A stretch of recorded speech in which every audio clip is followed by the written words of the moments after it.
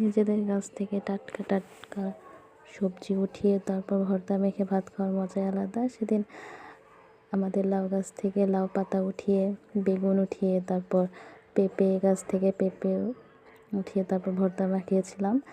লাউ পাতা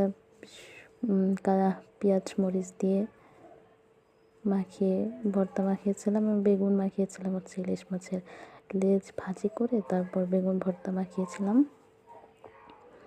দেখতেই পাচ্ছেন মজাদার ভর্তা রেসিপি। আরও দেখতে হলে আমাদের চ্যানেলটি সাবস্ক্রাইব করে রাখুন, পাশের বেল আইকনটি চাপ দিয়ে রাখুন এবং লাইক, আপনার মতামত শেয়ার করার জন্য কমেন্ট বক্সে কমেন্ট করতে পারেন।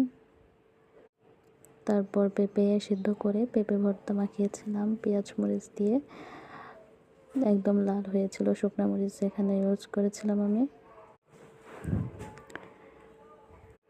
এভাবে নিজ গাছ থেকে উঠিয়ে টাটকা টাটকা ভর্তা খাওয়ার মজাই আলাদা। গরম ধোয়া ওঠা ভাতের সাথে এরকম ভর্তা থাকলে আর কিছুই লাগে না।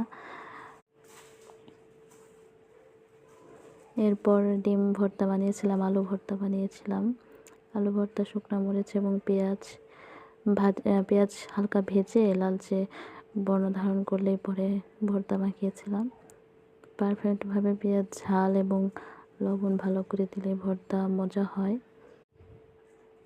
এরপর একটা বাটিতে সব ভর্তা আমি সুন্দর করে সাজিয়ে রাখছিলাম যাতে দেখতে একটু সুন্দর লাগে, এই আর কি।